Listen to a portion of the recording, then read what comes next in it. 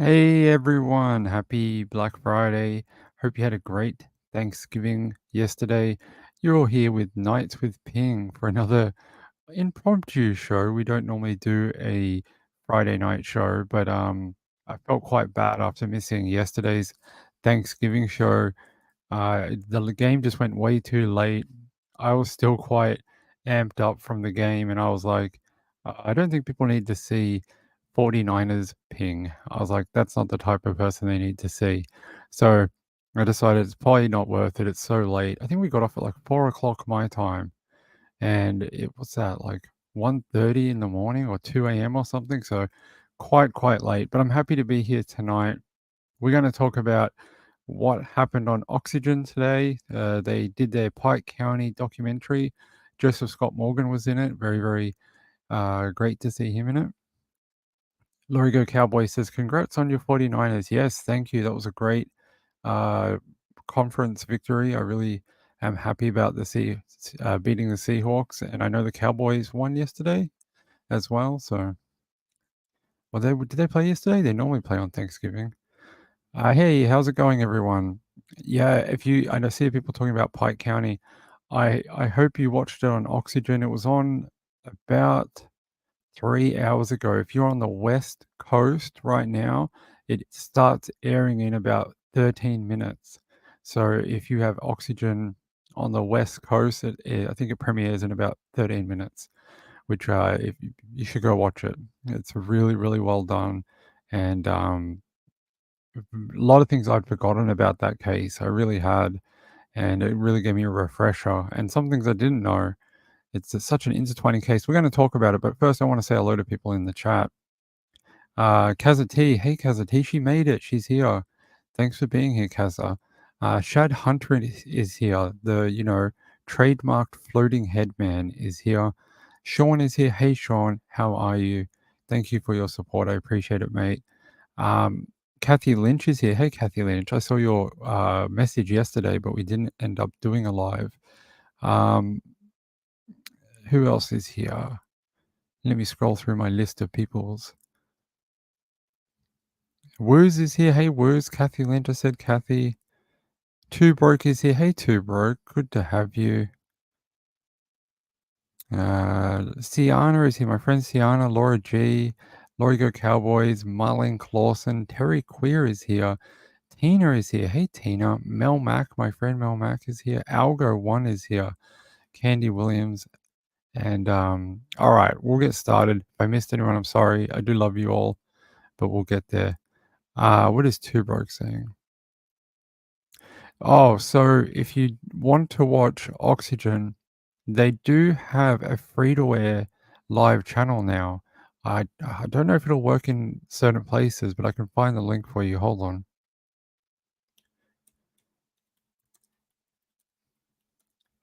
They started this a while ago where they started doing like a free-to-air over the aerial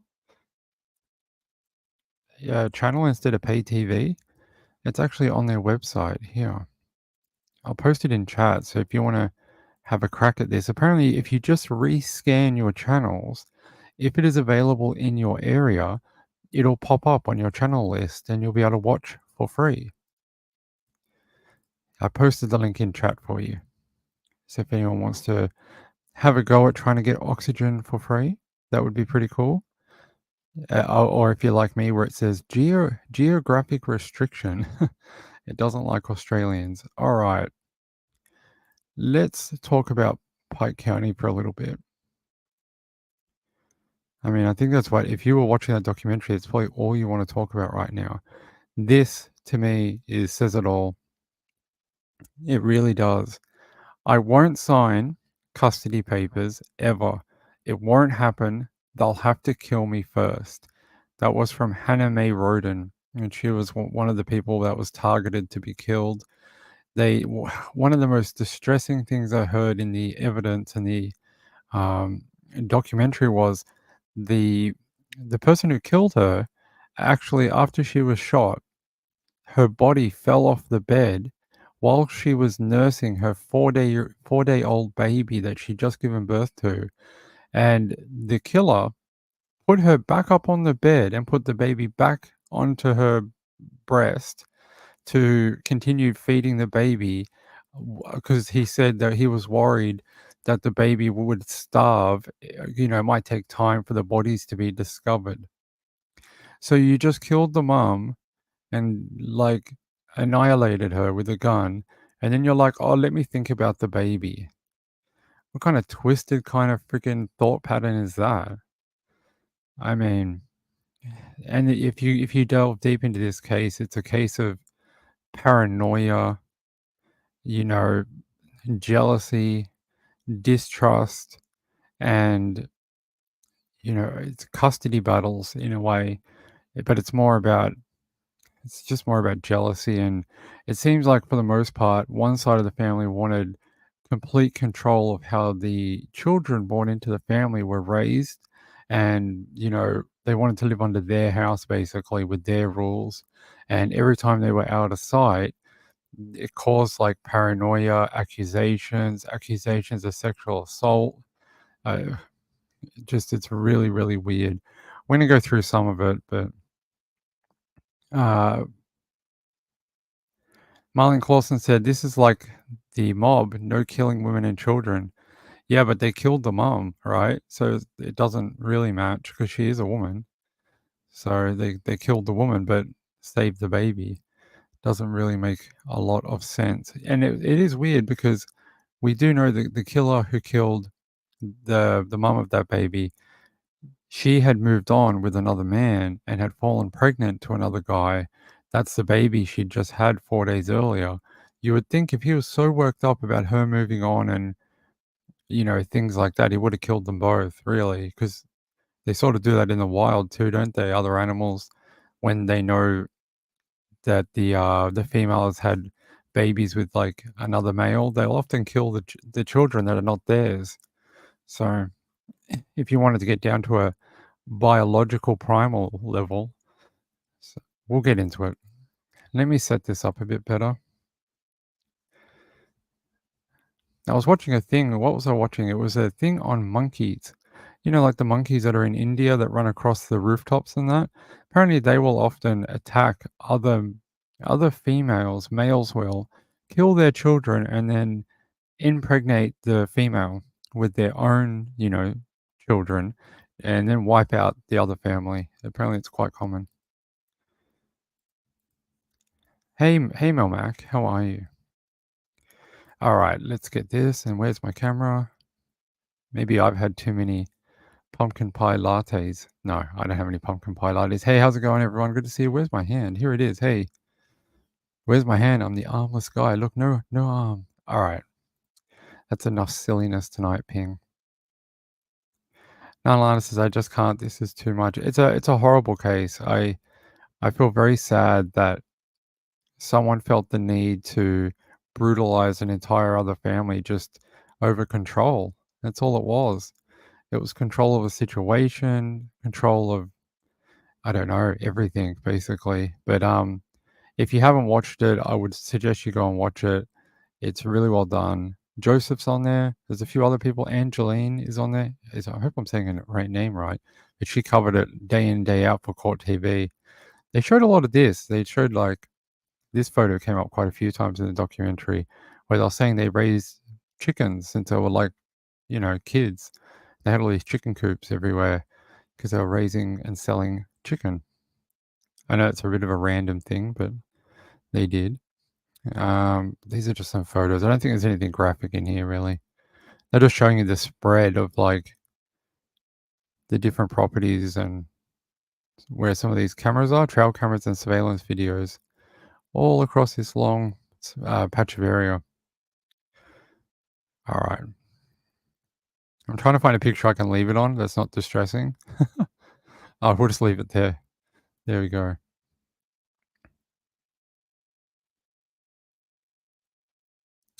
LA says, "Why are we all so consumed with murder, dying? I need my own channel." Yeah, you should go make your own channel, and then you can talk about the psychology behind it. Because I don't get it. I don't understand it. If you know more about that, that'd be great. Marlene Clausen says, "Pot was just voted legal in Ohio." Wow, have fun, our friends in Ohio, and y yeah, have fun blazing it up with your new amendment rights or whatever it is.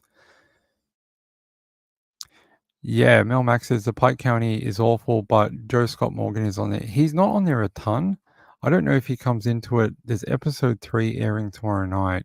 I don't know if he's in the third one a bit more, but the first 2, he was sort of in there just a little bit, here and there. Hang on, I wanna put this up. This is a good point. No, not about Canberra. Yeah, Mel Max. Some of the family cared, but the Wagners were rich as if and kinda ruled that world.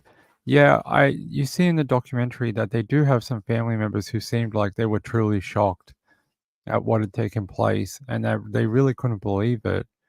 Some of them had even stuck by the family members while they were being accused, sort of in the first year or so after the murders, and once some of them had been arrested and some of them had agreed to plea deals to help the state, they were very shocked at the fact that their family had actually done a case like this and killed and wiped out 8 people of a family. LA says, "I have no idea, so don't come for me. We will come for you. You are now known as the expert in psychology of true crime watchers." There you go.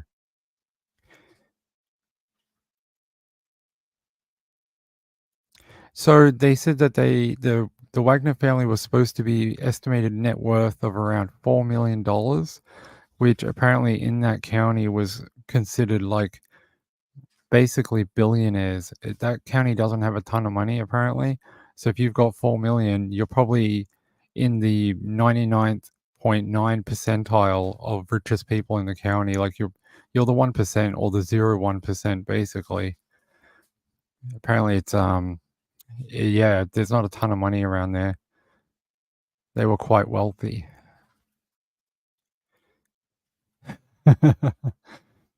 We're just stirring you, LA. It's okay. It's okay. We are just stirring you. All right, let me find out. Actually, give me 1 second because I want to get rid of this page and I can't do it while I've got the camera on. 1 second.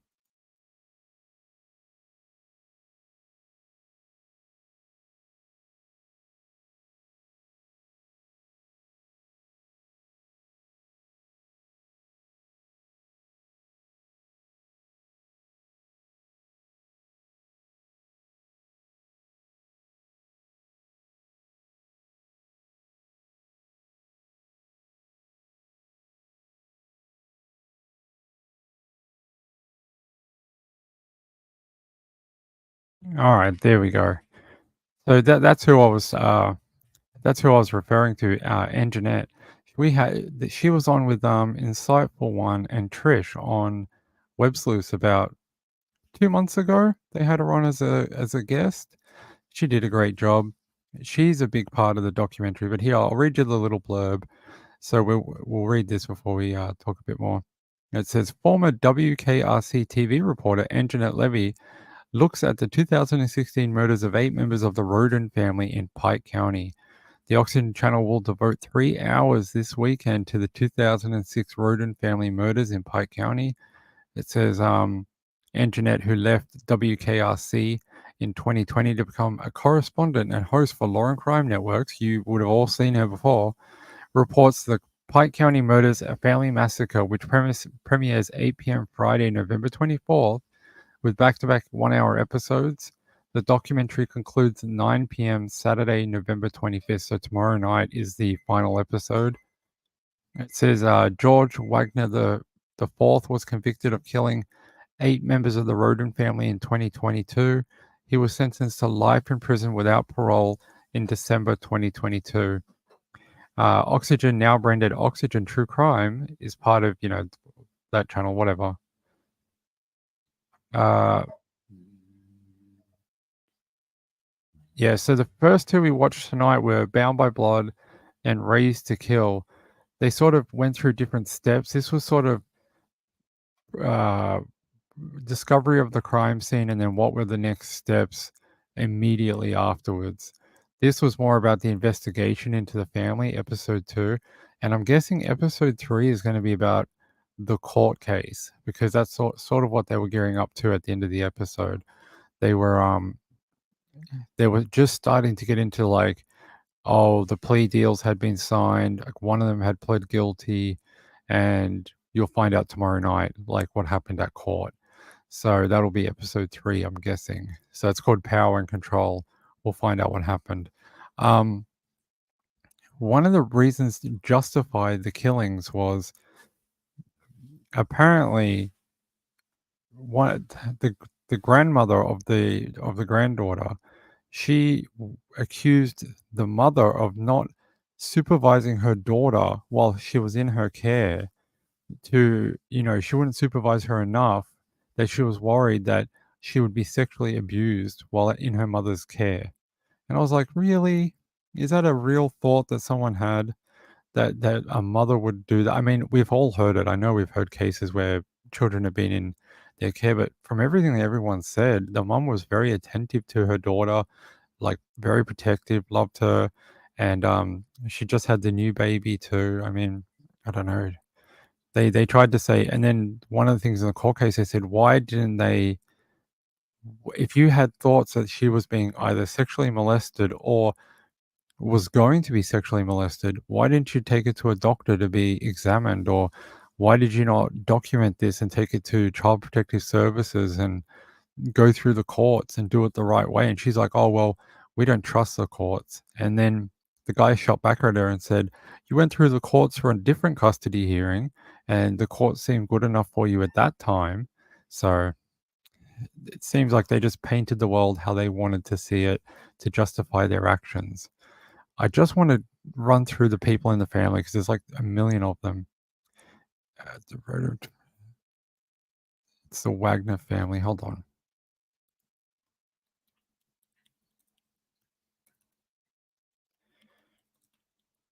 So we can get names correct and people correct. It's a big family and there's so many moving parts of it. No, that's not the one.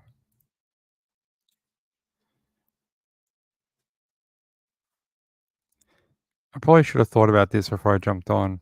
You can blame me. All right, this one seems not too bad. No. All right.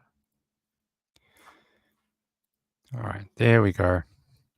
So you can kind of see how the two families intertwine. It's a little up and down, but it's Angela and George, Billy. Angela's the one that we hear a lot about. She's the one that I would consider her the mastermind almost. Well, not the mastermind. That was uh oh, I don't know how you would explain it. Just she was very controlling. Oh, sorry. Sorry, LA. Sorry, LA. Mel Max says Pike County is a true nightmare. I agree. I think it's a case where it shows you where family paranoia and the word I kept coming back to was insulated. It felt like the family was insulated from the outside, and it felt like any threat to their little world was taken as like life or death. Yeah, matriarch. That's a good word. Thank you, Diana Diamond Heart.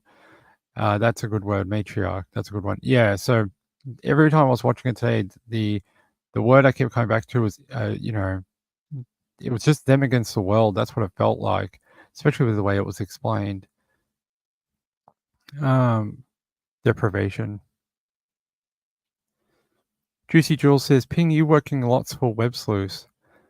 I had no. This is my own channel. It's not for Trish or anything. But Trish will be back December. Hold on. I think she's coming back sometime around December 5. I think. Don't come for me if I'm wrong, but that's sort of what I think. Hey, Charisma, how are you? Yeah, all right, let's get back to this. So you can kind of see just how intertwined these two families were. And if you basically take out almost most of this side and they die off, I mean, what are you left with? Basically, just a lot of this side. And that's the way they wanted it. They wanted it so they can control all these little ones at the bottom here, the little babies.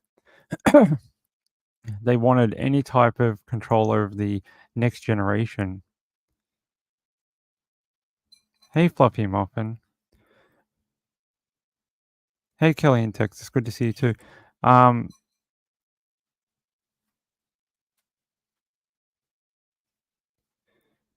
that's all right, LA. I'm okay with that. You can swear on this channel if you want to. Uh,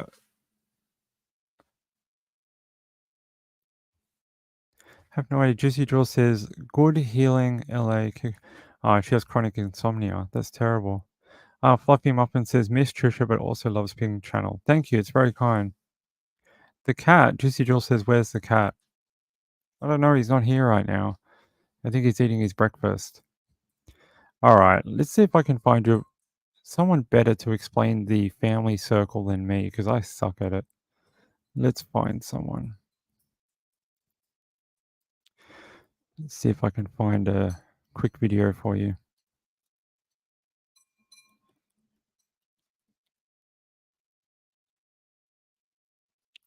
All right.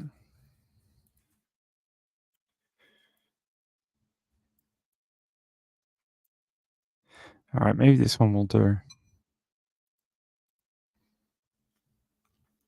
This isn't over yet because this is not over yet. This is just one of the Wagners. We still have one more to go. Two others pled. His father, Billy, he has not taken a plea deal, so we still have that to go. But George Wagner IV was found guilty on all 22 counts, the most serious counts being 8 aggravated murder counts. Now, during this trial, his brother Jake Wagner testified. His brother Jake took a plea deal, and as part of that plea deal, if he was to testify in this trial, then the death penalty would be off the table for all members of the Wagner family. So now George Wagner is not facing the death penalty, but he is facing life in prison. I can tell you, he was very stoic. He was emotionless as the verdicts were read in the courtroom today. Family Wait, members of the Rodens, that's though, not the completely video. different story. Sorry, guys. That was supposed to play a different video. That's the court video. No, I was supposed to play the family tree video. All right. You're not being my friend tonight. Chromecast. Chrome, you are being a pain. All right. Look, what I'll do is we'll come back tomorrow night about this. We'll watch the last episode, and I'll do a better family tree explanation video on this, or find one that's better. Because if you don't understand it, then it's much harder to follow. But I just wanted to say it was a good documentary. I enjoyed it. I thought anything with Joseph Scott Morgan in it is a lot of learning and a lot of fun normally. Let me find the link to this other thing. What? Sounded like a ghost was in my house. Da, da, da. All right, let's talk about this. If you woke up this morning or earlier today and you saw this kind of rocked our world down here too. Josh Giddy is a superstar from Australia who headed over to the NBA. So this is going to be a bit of a true crime meets sport. They're saying right now that the accusations is that he has been sleeping with an underage girl for a couple of years at least. And it says here the NBA is looking into allegations that the Oklahoma City Thunder rising star Josh Giddy had an inappropriate relationship with a minor. Pictures and videos of Giddy with a girl, including one where she boasted about having sex with him, were posted on social media in recent days. NBA spokesperson Michael Bass said the NBA is looking into the allegations of Oklahoma City Josh Giddy having an inappropriate relationship with a minor that have emerged via social media. Is that what they call it now, even if the girl is underage? Is that what we call that now? An inappropriate relationship? It's a crime, right? She's at the time of the we'll have to figure that out, but if she was underage at the time of they had sex, she would be considered a minor, and it's a crime as long as she was under the age of 16. Says here, we don't have to read that. In one of the images posted online, the girl is seen to be bragging about having sex with Giddy. There's a photo of him. Here's the Snapchat or whatever it was, Instagram in question. You can see the caption here. It says just effed Josh Giddy, and there's Giddy in the background and her here. They definitely look like they just got out of the the bedroom. So, and here's another one with them. You can see them both. And she was quite forward. There's a video going around online where she's like screaming into a camera saying, "I'm going out with Josh Giddy and he's my boyfriend," and all this type of stuff like that. So it says here the picture in which yeah, we already read that. Another shows the Australian player with his arm around her body and his caption, he says, "Hey." There's also a video of Giddy supposedly talking to the girl's brother, in which he says, "I'm here with your beautiful sister. Good luck for your season. I hear you're going to Sacramento soon for a game, so best of luck. We're going to come up and watch you take care of business." So it sounds like at least there was some knowledge within the girl's family that she was dating Giddy. In another video where she appears to be stood in the background outside a nightclub, Giddy says, "What's up, my man? We're at the front of the club, me and my girl, about to head back to mine." It's unclear, it remains unclear both when and where the pictures and videos were taken and how old the girl actually is. When asked about the speculation in Friday's practice, Giddy said, "I understand the question obviously, but there's no further comment right now." When pressed for a proper response, he added, "I get the question, guys. I completely understand you guys want to know about it, but for just right now, I don't have anything to say." When they questioned his head coach, Mark Dognan, I can't pronounce his last name. We're just going to call him Mark. Mark also declined to give a definitive answer. "Personal matter, and I have no comment on it," he said, "and that'll be my answer on anything related."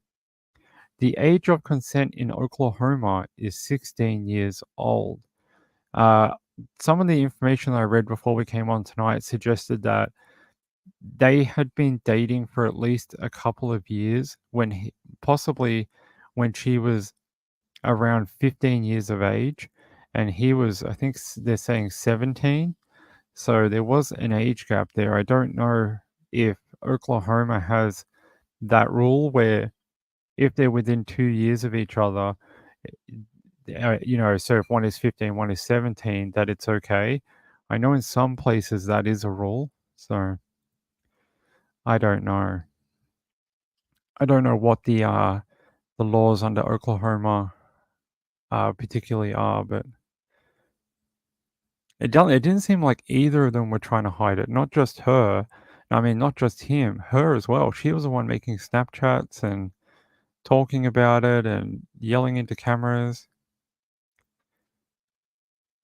Oh, hey Vegemite Smile, you've just been through the ringer, haven't you, my friend? Vegemite Smile says, "Hello everyone," and ping. "I'm going to be a bit quiet. Spent all day yesterday in ER due to very bad UTI bladder infection." Vegemite Smile, your family and you just don't deserve any more trials and tribulations right now. You've been through so much. It's like God is testing you right now. Really feels that way. I hope you feel better soon. I really do.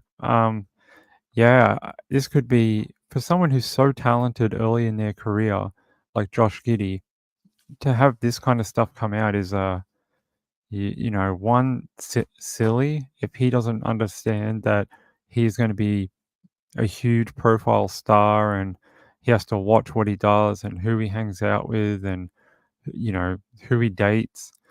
I mean, yeah, these guys and their money and their fame and fortune, they just lose touch with reality, don't they? Anyway, we'll find out more as this continues, but it's not looking so great right now, especially when you see stuff like this one up here. That just paints a not a great scenario.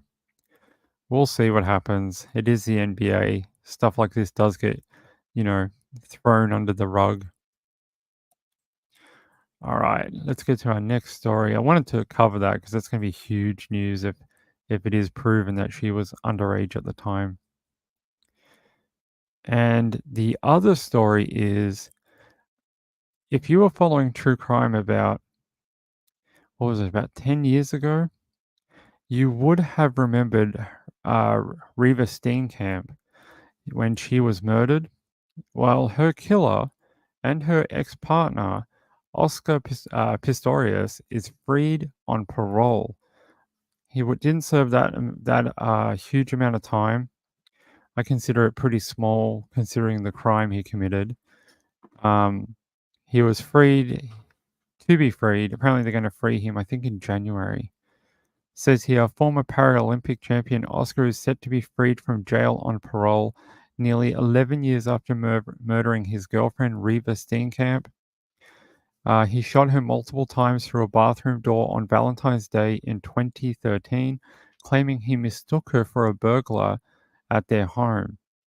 Oscar, now 37, was sentenced by a South African court in 2016 to serve 13 years and 5 months in prison.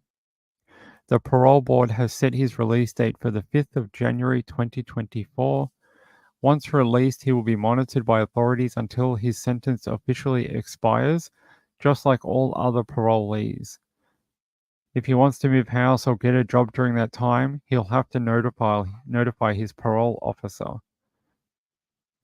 He'll also be made to attend therapy sessions, according to Reva's family. In a letter read out to the parole board during Friday's hearing, Reva's mother said she did not oppose his release, but wondered whether Oscar's huge anger issues were truly dealt with in prison.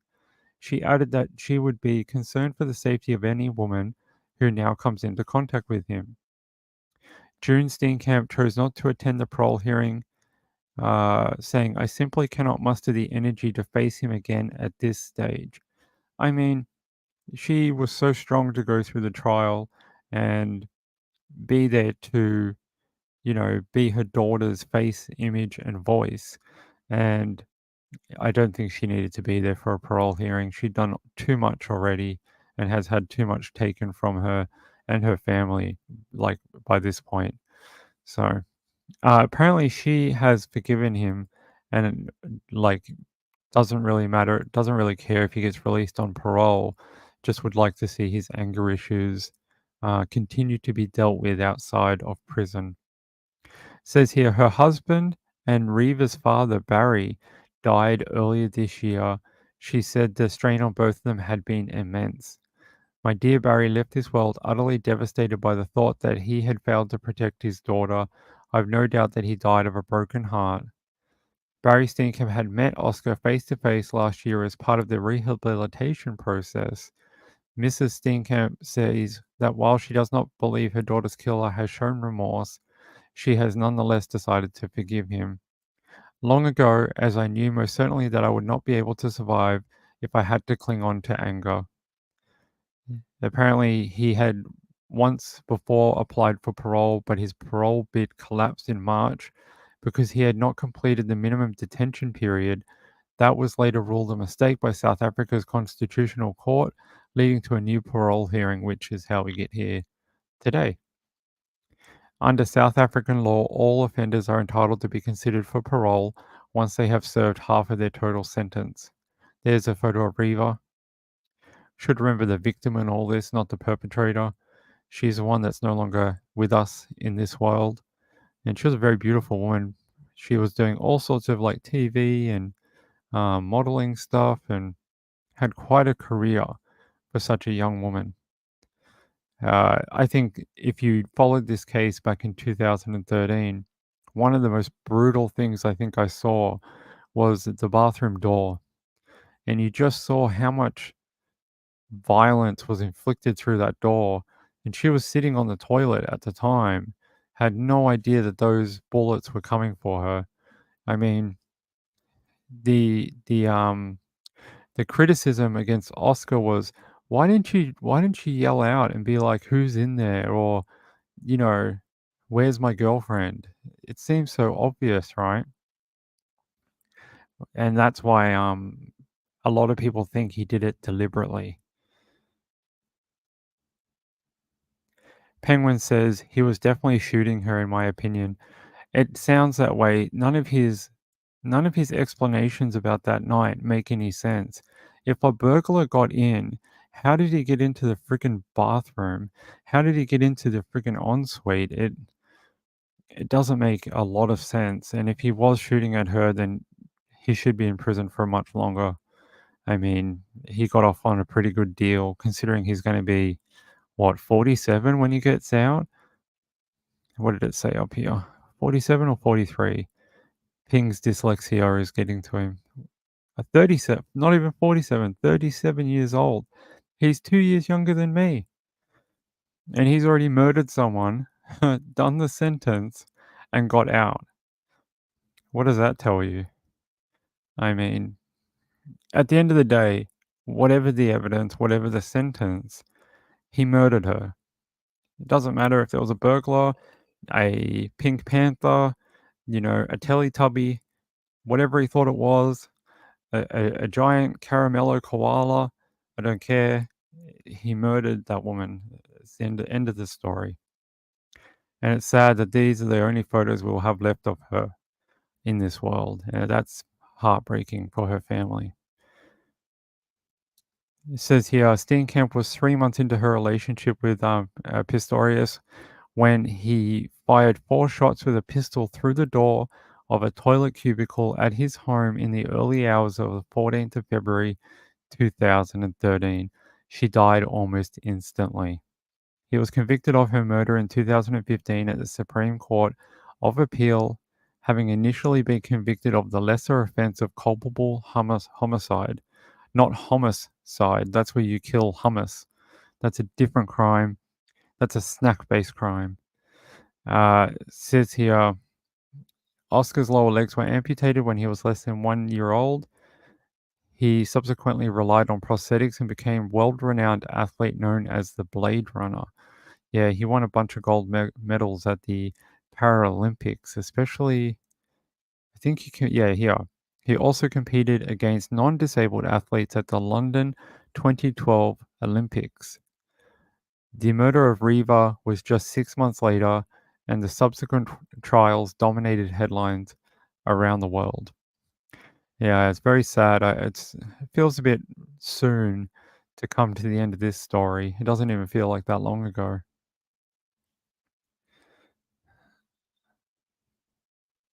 Wu says, watch out any girls who date him in the future. I think girls will be on a red alert against him.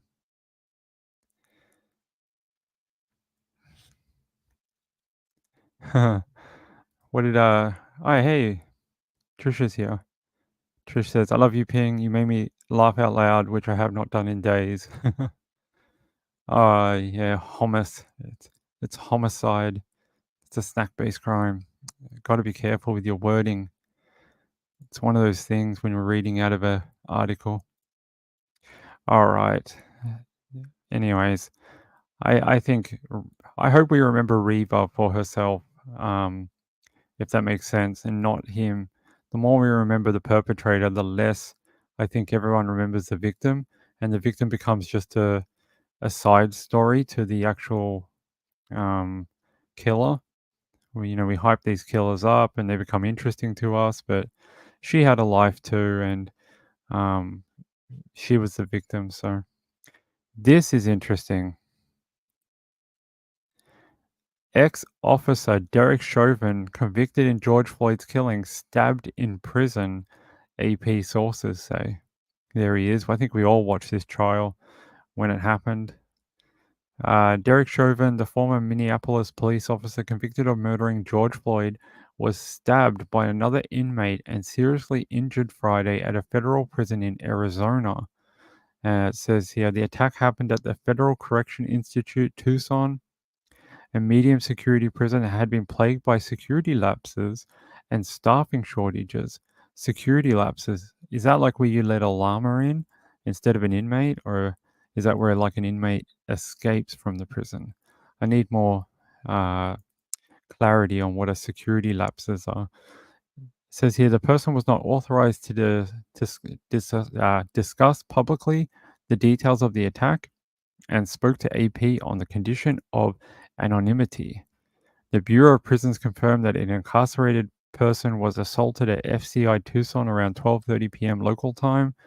In a statement, the agency said responding employees contained the incident and performed life-saving measures before the inmate who they did not name was taken to a hospital for further treatment. Life-saving measures, really? They must have really got him. That's I don't know, some people might say that is karma.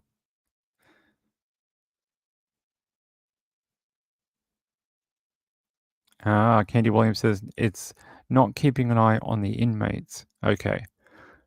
So it's like where you're like, we had 42 this morning, now we have 38. Why does that keep happening? And where do they go? This is not a lost this is not a lost sock situation in the dryer. These are actual inmates. We can't keep losing pairs. You know, they've got to keep an eye on them a bit better. Nanalana says, hold on, I'll put it on the screen.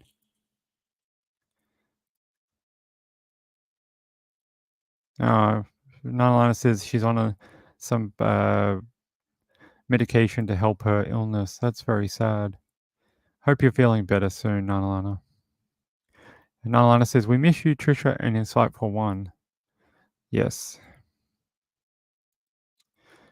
Marlene Clausen says, please hit the like button for Ping and hello, replay crew. Yes, hello to the replay crew.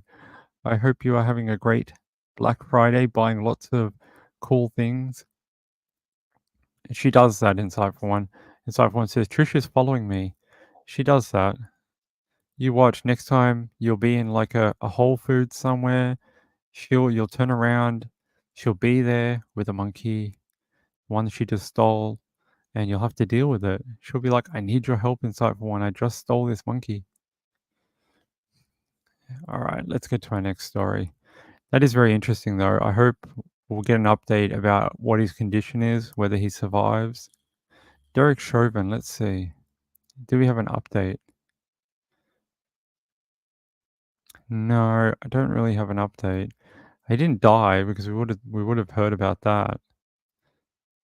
If he died in hospital, we would have heard about it. Let's see. Yeah, I just hear.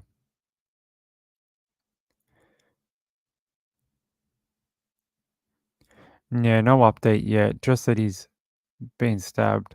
I was just trying to see if we had a hospital update, but yeah, apparently life-saving measures though. That means they must have really got him.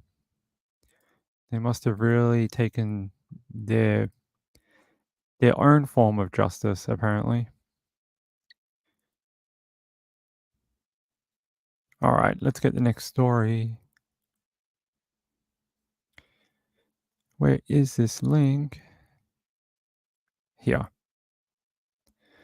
Here.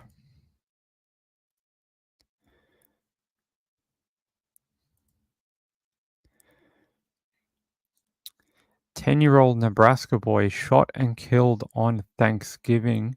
Father has been arrested. That is very awful. The child's father, Will McDonald, has been arrested for criminal homicide, use of a weapon gun, and possession of a firearm by a prohibited. Those persons are prohibited too. Prohibited person. A 10-year-old boy was shot and killed in Omaha, Nebraska on Thanksgiving.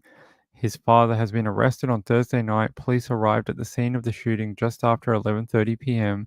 and found the child, Kendrick McDonald, suffering from a gunshot wound, according to a press release Friday by the Omaha Police Department. Kendrick was transported to a nearby hospital, Nebraska Medicine, by the Omaha Fire Department. He died at hospital. Did any of you just see this? You know we are clicking on this next. This one. We're going to click on that after this. It says here Kendrick's father, 47-year-old Will McDonald, has been arrested for the criminal. Yeah, we read that. The Omaha Police Department offers its deepest condolences to Kendrick's family for their loss. The OPD investigation into Kendrick's death is ongoing. There's a photo of the father. Yeah. I'm just trying to see what else it says.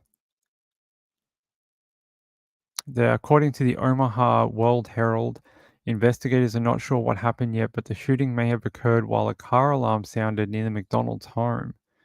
We do know that there was allegedly a car alarm going off, and for whatever reason, the suspect/father went outside to maybe investigate that.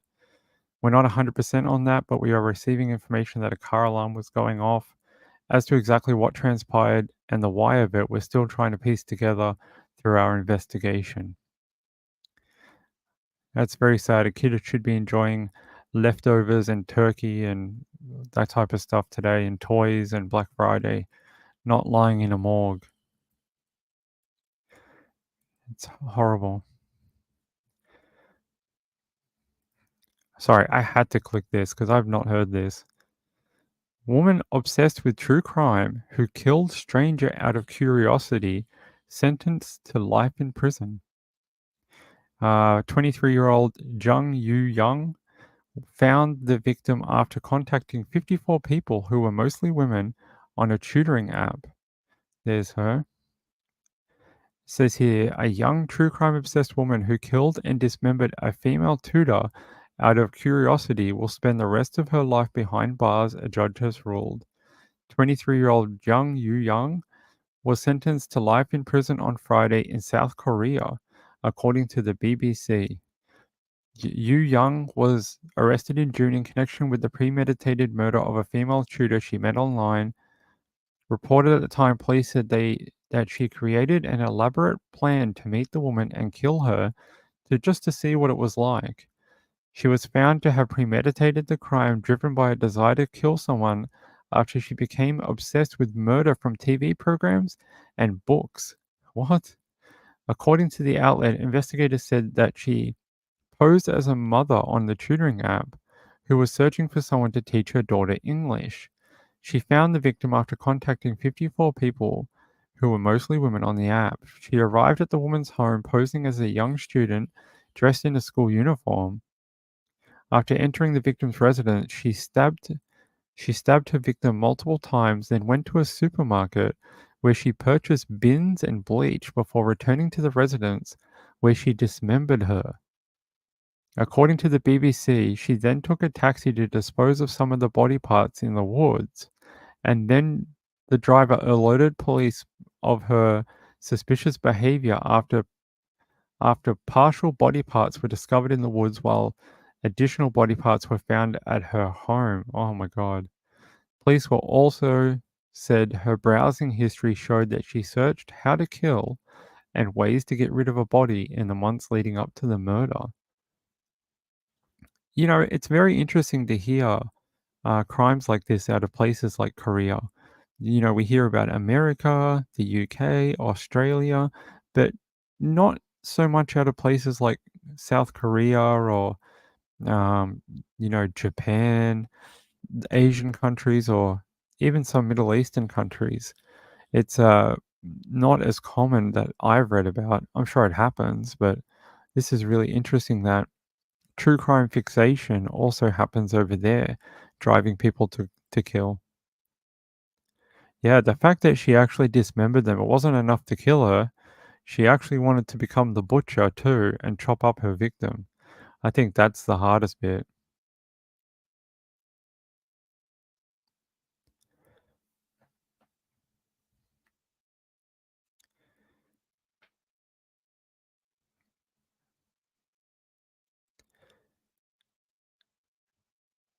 I have no idea. LA, what are you talking about? People are attacking you. Isn't it off the screen? Oh, sorry. It does that by itself when I click on things. There we go.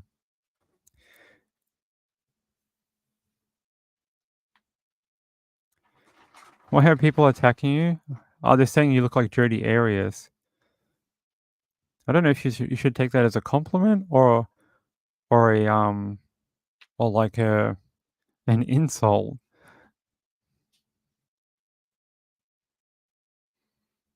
Sorry, LA. I don't mean to constantly leave your post up.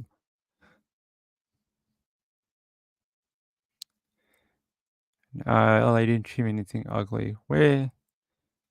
Who said this? Oh, it was Candy. Oh, Candy, you set her off now. You set her off, Candy Williams. Yeah, you set her off. It's alright. We love LA. It's fine.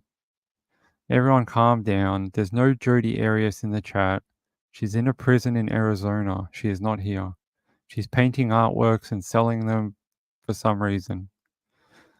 A reason unbeknownst to many of us. Alright, let's get a better story. But I want to learn more about this woman. Let's find her name. What's her name? Young Yu Young, or whatever. I need to learn how to pronounce Asian words better, but let's have a look. Let's see what our friends at the BBC have to say about her. Because this is fascinating. Create a BBC account for free. Never. Click the X.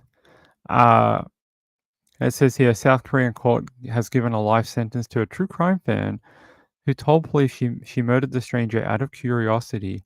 I mean, I think we've all had that curiosity of like, what would it be like to be on the run after burying 20 bodies? No, just me? Okay. I think that's her kind of thought pattern. Fixated with the idea of trying out a murder, she used an app to meet an English language teacher, stabbing her to death in her home in May. In May? What, like a few months ago? Wow, that was a quick trial. Prosecutors had asked for the death penalty, a request typically reserved for the gravest of offences. What would they consider the gravest of offences if not for tricking a tutor to let you into their home and then brutally stabbing them to death and then dismembering their body? Is there some crime that can be worse than that? They told the court that she was an unemployed loner who lived with her grandfather, had looked for victims for months using an online tutoring app to find a target. Yeah, no, it's just your everyday murder. Happens all the time. She contacted more than 50 people and favored women, asking them if they conducted their lessons at home. That's not creepy. You know, I do my lessons at a Starbucks. Oh, you're not the right tutor for me. I need someone who does it at their home, so I can murder you. In May, posing as a mother of a high school student. Yeah, we know that.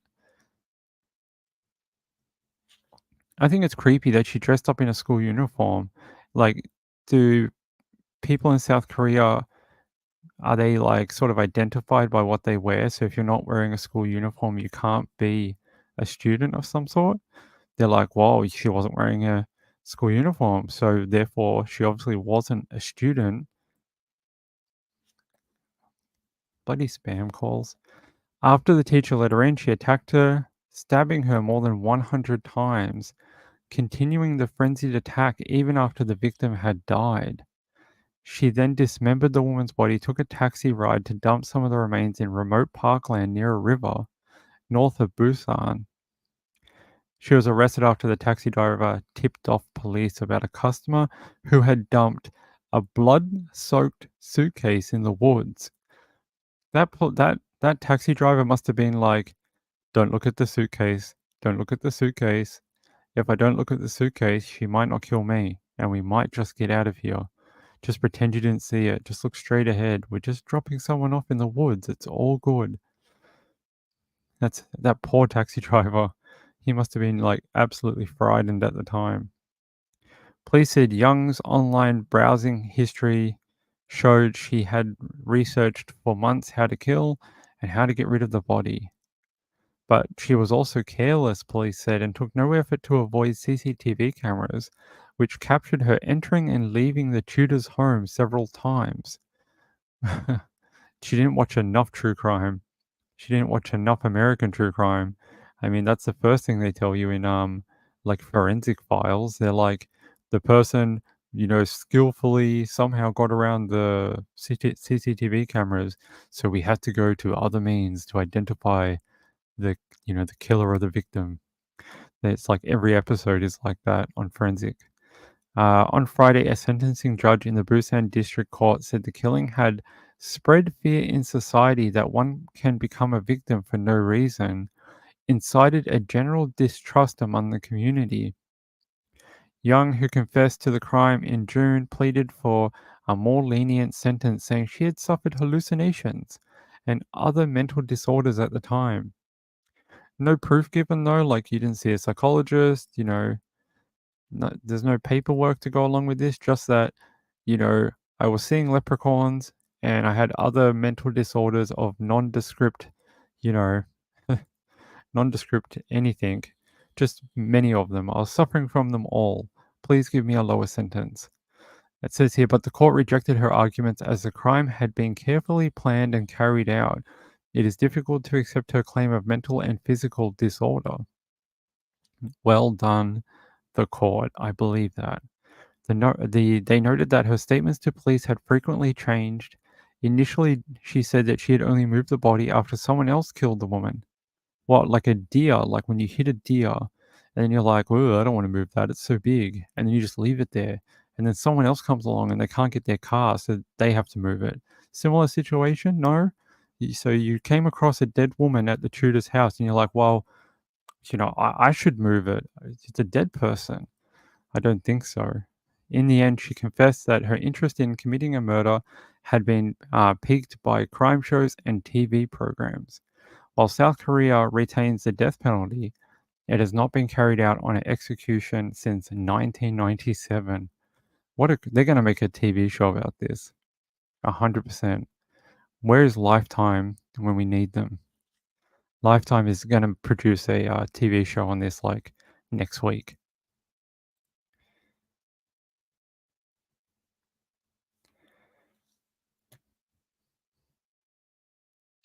Ah, LA says, ping that one. Certainly didn't appreciate comparison to a murderess. Yeah, I know. I wouldn't like being um, associated with Arius either.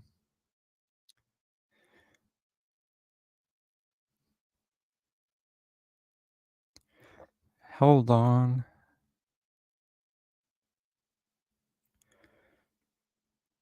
Yeah, she's crazy. I reckon we're going to get a doco out of this for sure. 100%. Fluffy Muffin says, couldn't she just go and work in a butcher's or somewhere? Yeah, there is a saying that people that work in abattoirs often commit violent crimes, apparently.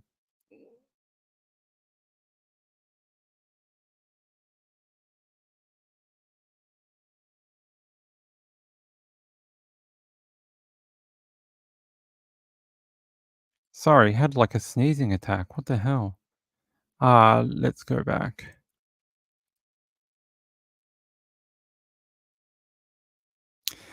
Sean says Ottawa, Canada was 30 Fahrenheit and bloody freezing in January. I would watch the snowplow clear out our office car park there each morning on CCTV from Sydney. I was mesmerized with it. Oh, you're watching like the IP camera from Canada? That's pretty cool. I'd probably do that too. I'd probably be like, what's that person up to? Are they getting their lunch? What did they get for lunch? I'd just watch it every day and I'd see the same person at 12:30 go into the shop and I'd probably like make up some narrative for them. And I'd call them Jen, and Jen goes to the shop every day, gets like, her lunch. It's like your own TV show.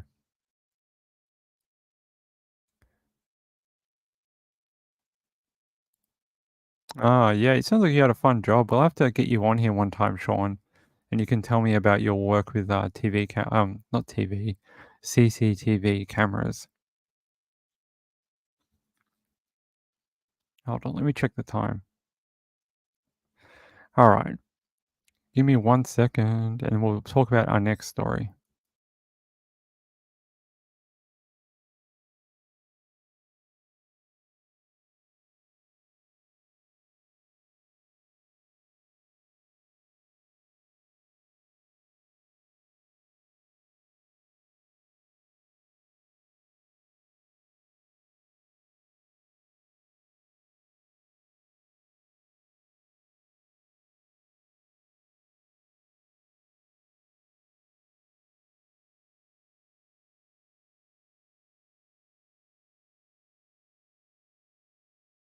All right. I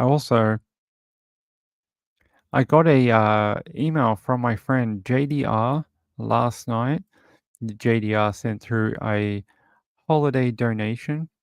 JDR, I really appreciate that and for doing that on a night where there was no live show. That is extremely kind and it was a very big surprise for me to get your email. So thank you very much, JDR. I don't know where you are. You're not here tonight, but wherever you are, hope you're enjoying the holiday season. And thank you for supporting the channel. I appreciate it. Um, Wu says, have you been following the defamation case brought by Bruce Lehman? Very interesting. He's being examined by Channel 10, Channel 10's lawyer, and giving different answers. He actually lied to police. Are you talking about the drink thing where he wouldn't admit to buying her 2 drinks or whatever? I followed it a little bit, and I I wanna know how this trial could be, influenced because of his new charges.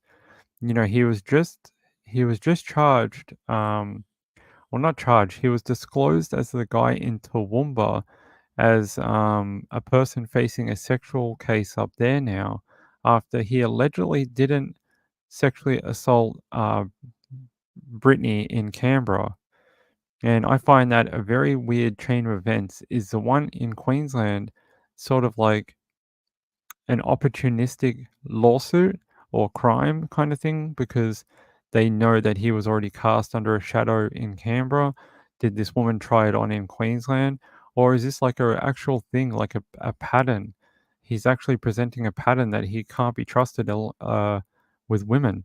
Like he cannot be trusted alone with women because he seems to keep attacking them.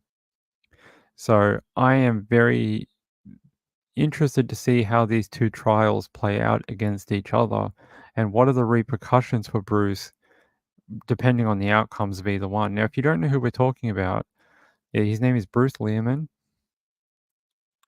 He was involved in a big kind of scandal down here in Australia because of it's a bit of a long story, but I'll find the layout of it. Hold on. There's a woman named Brittany Higgins, and Brittany Higgins and Bruce both went to sort of like a pub for, I'm guessing it was sort of like some after work drinks type of thing. They work in Parliament, so sort of like working in your Washington or I'm not sure what the Canadian one's called, but same thing. So your wherever your politics happens, similar thing.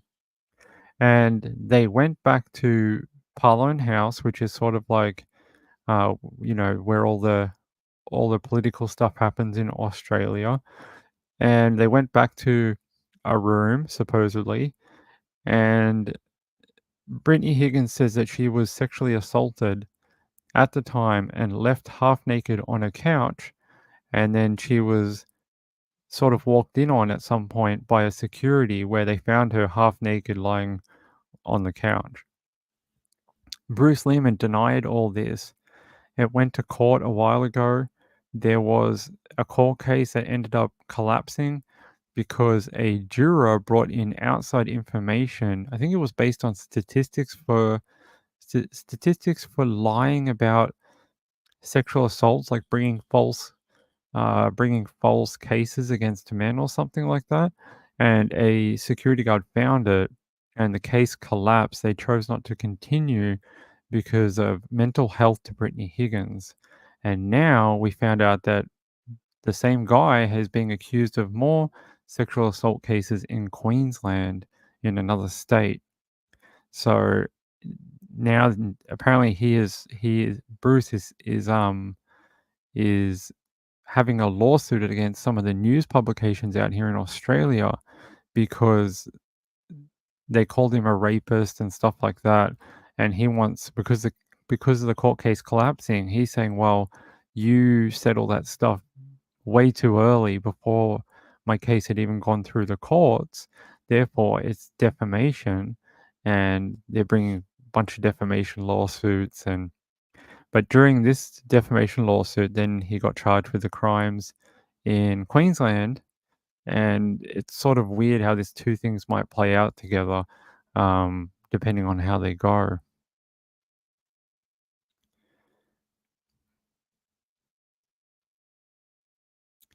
Wu says here, I can put this up.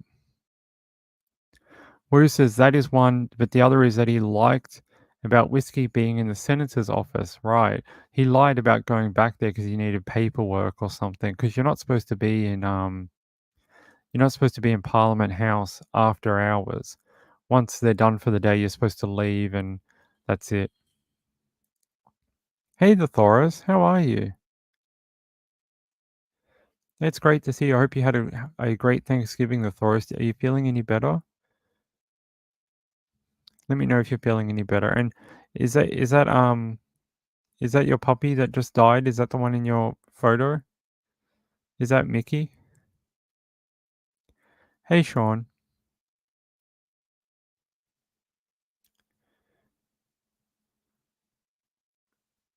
Oh, there you go. There's some trivia from Sean. Yeah, so this is the one. This is the only one I know about. Um, Bruce Lehman concedes he bought drinks for Brittany Higgins despite earlier telling federal court he could not recall. Now, I can't say too much, being an Australian, considering he's shown to be quite litigious. I would like to be very careful in what I say. He has a lot more money than I do, and yeah, I can't speak in certainties regarding his case. All I can say is that the evidence against him doesn't look great, and that it's his job to try and prove that, you know, he didn't commit any of these things. Bruce Lehman has denied he tried to get Brittany Higgins drunk on the night that she alleges she was R-worded, but has conceded he did buy her 2 drinks. Despite earlier saying he could not recall doing so, Mr. Lehman's admission came after Friday's hearing on the defamation case was briefly paused over concerns about the former Liberal staffer's memory. Yeah, he was using a lot of like, I can't recall, I don't remember, and courts really don't like when you do that, especially in Australia. They want answers and they want you to be truthful. And if the judge thinks that you're being less than truthful or you're trying to circumvent giving real evidence, they will formally warn you, I think, with contempt, and they will yeah, you can get in quite a lot of trouble, or they'll find you to be an unreliable witness. And if that happens, his entire case could collapse. So, in his 2022 criminal trial in the ACT Supreme Court, was aborted due to juror misconduct, and there remains no findings against him. So, yeah, his original case with Brittany Higgins was dropped after they basically said the jury was contaminated because of what that one juror did, brought in outside research from. I'm pretty sure it's what I said it was. Some some research to do with like false claims of sexual assault. Mr. Lehman has always denied Mrs. Higgins' allegations, and on Thursday told the federal court he did not his former colleague. On Friday morning, Network 10's barrister Matthew Collins, KC, cross-examined Mr. Lehman about whether he had brought Miss Higgins 2 vodka drinks at the dock, which was Canberra's venue they had visited on the night in question. He said, "I don't recall her 2 vodkas, no. I'm happy to be corrected. It's very hard to recall specifically. I'm sorry." He later told the court he was struggling to remember. "Because I'm in the witness box, I'm being very careful not to give definitive answers. My mind is blank at the moment. He's some kind of Jedi master. My mind is blank at the moment. He has found nirvana, people. He has found it. He has found a moment where his mind is just blank. No problems in the world, no worries, no information. That's a weird thing to say, especially in court. You're just like, yeah, I just rocked up here today with no plan, no answers, no rehearsal of my answers, didn't work with my legal team on anything. Just decided to say my mind is blank. Justice Michael Lee said it might be appropriate to briefly adjourn the hearing. If you feel you can't give a proper account to the questions being put to you by Dr. Collins, you should tell me, Justice Lee said. Would you like to have a break? It might be nice if that could happen, Mr. Lehman replied. The court was then adjourned for 15 minutes. There's a photo of Brittany Higgins, his alleged victim. Well, he was, you know what I mean. I apologize, I was wrong, he said. Upon his return, Mr. Lehman told the court he did buy Miss Higgins at least one drink. I can't be specific about the amount, but I do recall buying her a drink, which in Australian drinking culture, that's probably pretty normal, especially if you're going out with work friends. Someone might buy a round and then you buy a round, or your friend buys you a drink and then you buy a drink. And so I would suspect he bought some sort of alcohol for her at some point. The court was later shown security vision showing Mr. Lehman at the bar with Miss Higgins on two separate occasions and buying a drink for her each time. You were trying to get Miss Higgins drunk, Dr. Collins said. You were trying to ensure that she had a glass of spirit based alcohol in her every moment. No, I wasn't, he said. They're basically trying to say he got her drunk to sexually assault her. But I don't think two drinks would do that. The security vision played to the court also showed Mr. Lehman on one occasion collating three spirit based drinks on the corner of the table near where Miss Higgins was standing. He denied saying to another person in attendance, all hers, in reference to Miss Higgins and the drinks. Mr. Lehman has agreed the security footage shows Miss Higgins consuming at least 6 spirit based drinks in a window of about 3 hours. So that's about what, a drink every half an hour of vodka. That's quite a lot of alcohol, actually. I don't think I could even drink 6 in 3 hours. Anyway, I'm not going to go through all this. I just wanted to briefly touch on it because it is a big case down here in Australia. If you want to continue with it, you can. I will put a link in the chat, but it's a little dry for me. It's a little dry, unfortunately.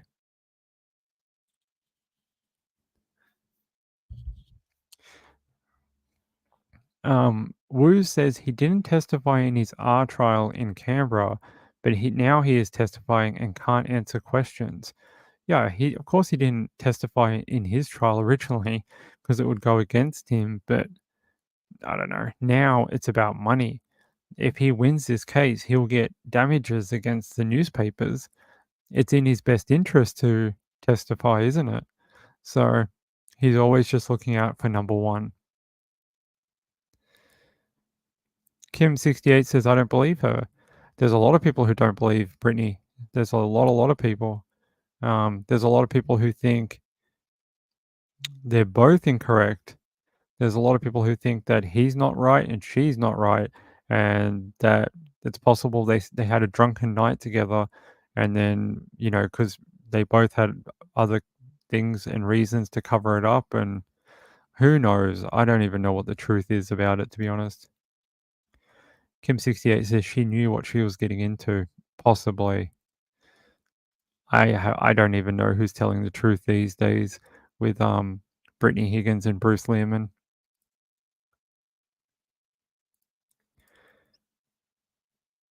Melmax says an ounce and a half per drink in the USA for one standard drink. Okay. That's interesting. All right. I wonder if I had something fun to end the show on. Let me see if I do. Let me go into my bag of interesting articles and see if I have anything.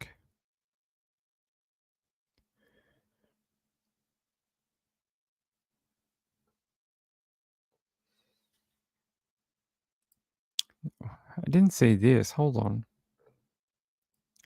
Violent Brisbane home invasion captured on CCTV as intruder allegedly pointed a gun at a child's head and threatened a mother he'd put one in her effing skull. The woman was allegedly beaten with a cricket bat. Thousands in gold and cash were allegedly stolen. What?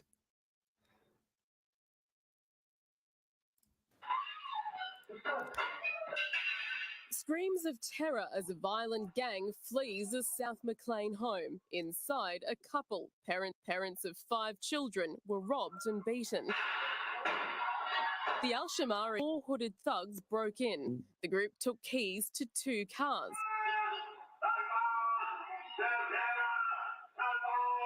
But they were stopped by an electric gate. Khalifa chased them while his distressed wife can still be heard inside.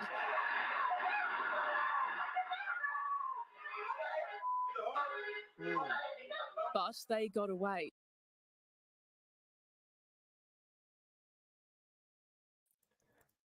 I probably should have put a trigger warning for that. I didn't think it was going to be that bad. I thought it was just going to show people breaking into the home. Far out. It says here, Mr. Shamari's 7-year-old son Mustafa said one of the armed men allegedly pointed a gun at him and threatened to shoot him. He broke my door, then he came in and pointed a gun at me. He was like, if you make any noise, I'll shoot you. After they made their way into the home, the intruders began barking orders at the frightened family. They also allegedly tried to take her purse, with the man also heard saying, "Where's your effing purse? Where? Grab it." She was allegedly beaten with cricket bats, while Mr. Al-Shamari sustained injuries to his shoulder and his eye. Mr. Al-Shamari said several items, including $20,000 worth of gold, more than $2,000 worth of cash, were allegedly stolen. They took the gold and they got the $2,500 in cash. The thugs also took the couple's phone before they fled the scene, what appeared to be several bats and a firearm. They're saying that the police were unable to find them and the intruders are still on the run. The offenders have stolen a quantity of property before leaving the premises in a small sedan. The question is, how did they know it was there? That's the question you got to ask yourself. How did they know that they had a lot of valuables inside? I don't think it was a random break-in. They didn't. It's not like one of these ones in Australia where people come in, break in, take the keys to the car just to get the car. This seemed like it was targeted to get the money and the gold. So how did they know it was in the property? Who had they told, or who had they had over to their home before who had seen it? Yeah.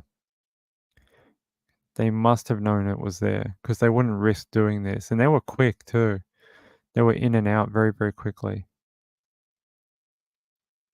Says here a 51-year-old woman received a non-life-threatening injury as a result of the incident. 4 children ages between 7 and 17 were not physically harmed.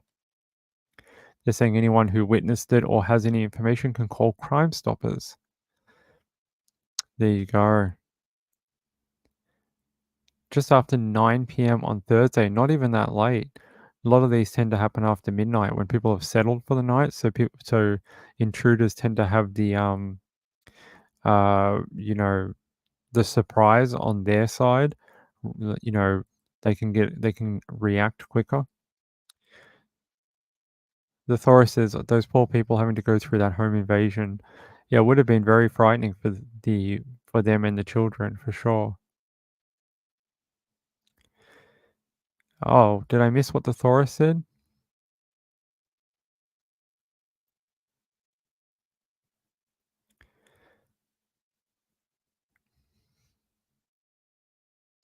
I'm just trying to see if I saw what she said about Mickey.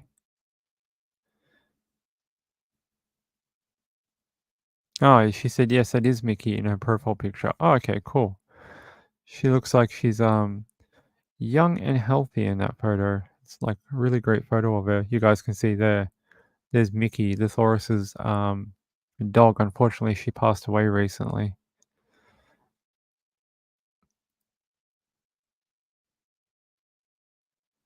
Yeah. Oh, actually, the Toronto Mystery.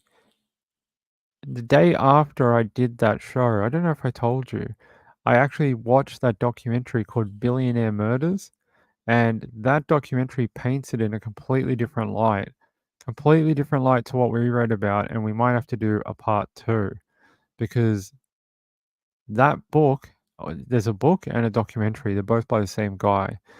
He paints it in a completely different way, and if you watch it or read that book, I think that you would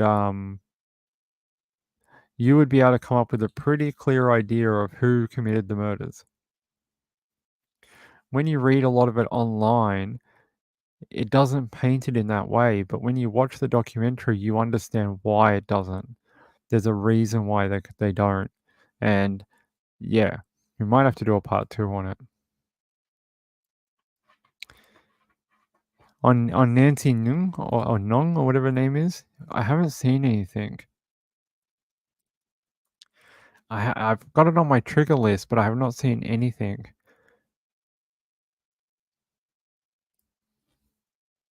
I mean, I haven't seen anything about them finding Nancy, but it does say here, last person to see California woman missing California woman Nancy Nung alive on Guatemala kayaking trip finally speaks out and says she warned yoga enthusiasts not to swim in the lake.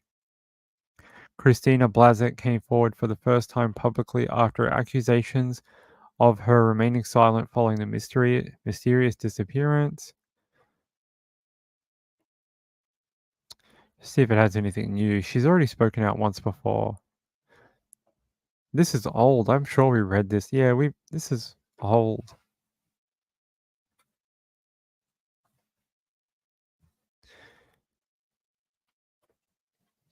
Says here, Gardner clarified that Blazek did not go with Nung intentionally, but encountered her on the lake.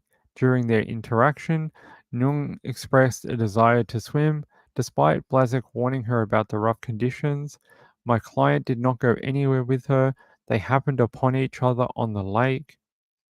Blazek's account reveals that Nung's, while in the water, pushed her kayak, leading to unsuccessful attempts to retrieve it. When Blazek sought help, Nung reportedly had vanished. She tried to tell her not to swim because it was rough out there and there was a good current. Blazek claims the warnings went ignored. Her lawyer confirmed that Nancy went into the water and in the process pushed her kayak away, which Blazek then tried to retrieve.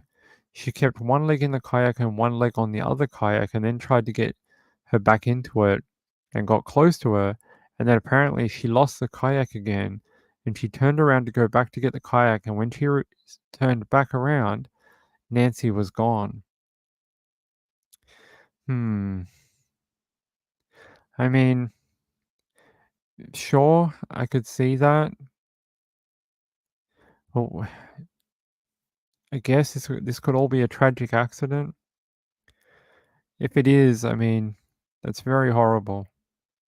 And I feel sorry for Christina Blazek too, because she just witnessed someone she doesn't know die, because she'll always feel like her efforts weren't enough to save the woman.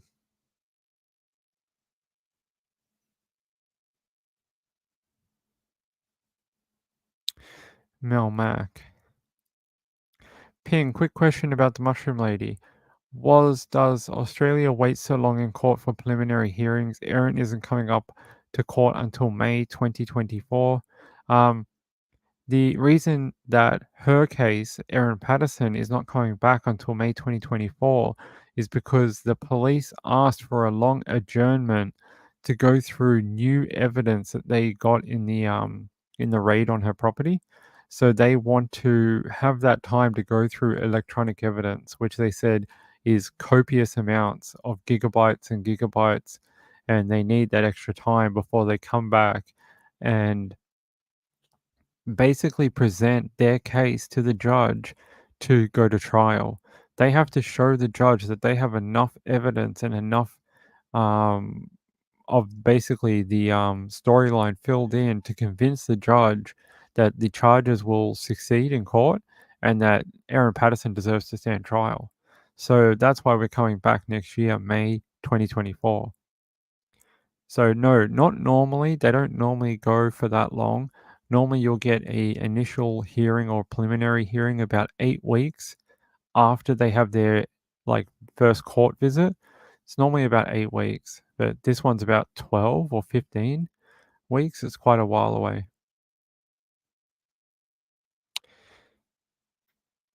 Marlon Clausen said, I would enjoy a part 2. Enjoyed part 1 so much. Next week we'll do a part 2 based on Billionaire Murderers or Billionaire Murders, the documentary and book. Mel Max says, the USA should probably do that too. I think the USA do that. They just call it something different. It's called like a different name. Let me just see.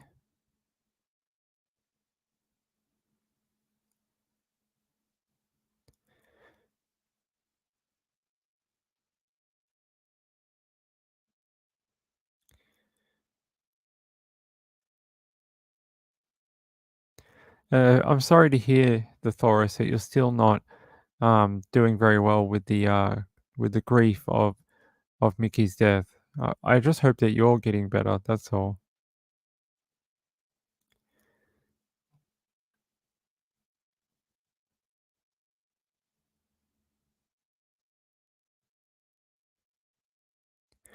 Yeah, they do, don't they? Moonlight View, because maybe if they had some sort of way of communicating back to base on the kayak, then maybe they could have got someone on a boat out quicker to help find Nancy in the lake, and now she wouldn't be lost. But look, for right now, you have to take what Christina Blazek is saying at face value until someone or some other evidence comes out that tells you otherwise. You know, we can't just treat her as a suspect in Nancy's case without some sort of evidence. Now, I agree, it looks suspicious that she wouldn't come out and talk, but maybe she was waiting to get a better idea of her legal responsibilities or something. I have no idea. She works in a legal office. She'd probably get laughed at if she didn't seek legal advice. Do you know what I mean? Her friends and colleagues would probably, you know, grill her for why she didn't get some sort of representation when she works in a legal office. So, look, for now, I'm just going to treat her as a, you know, first-hand witness and possible, you know, someone who tried to help.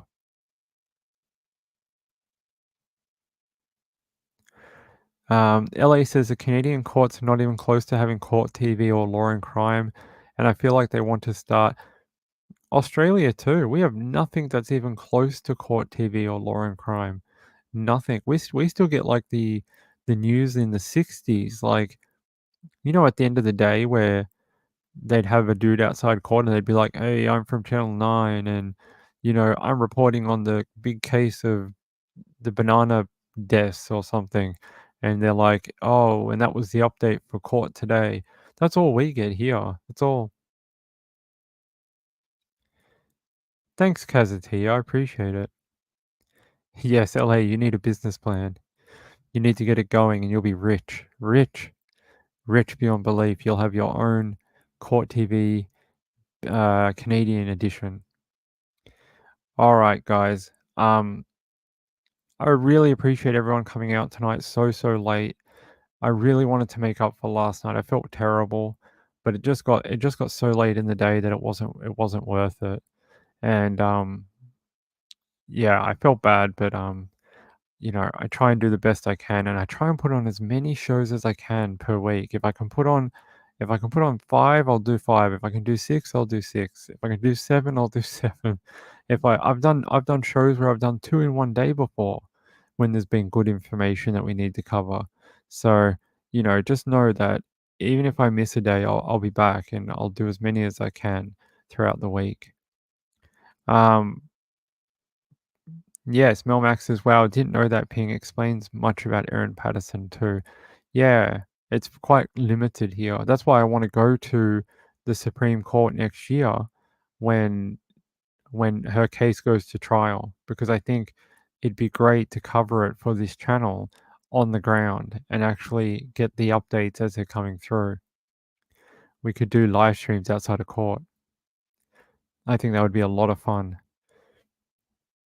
And I sort of just want to see that. I want to see Erin Patterson's case to the end because I was there at the start. I was one of the first people that picked it up, and I really just want to see it through to a conclusion. So, other than that, thank you everyone for dropping in tonight on a Friday night. I appreciate it.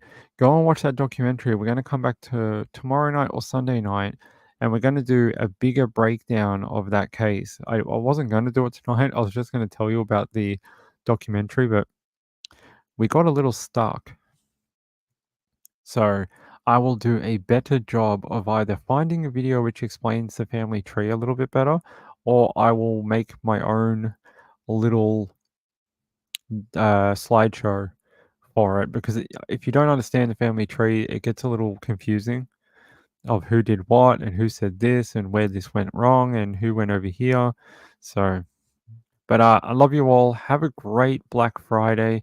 Have a great holiday weekend. I hope you go and do something fun. Go get your tree for Christmas or whatever and eat more pumpkin pie and leftovers and turkey and get the best pasta salad in the world. And if you are away from family right now, just know that I'm thinking of you, and that you always have a place to hang out with Ping here on Nights with Ping. So thank you to everyone. I really appreciate it. Thanks for all coming out tonight. It was a lot of fun. And I'll be back either tomorrow night or Sunday night for Sunday Nights with Ping. Okay.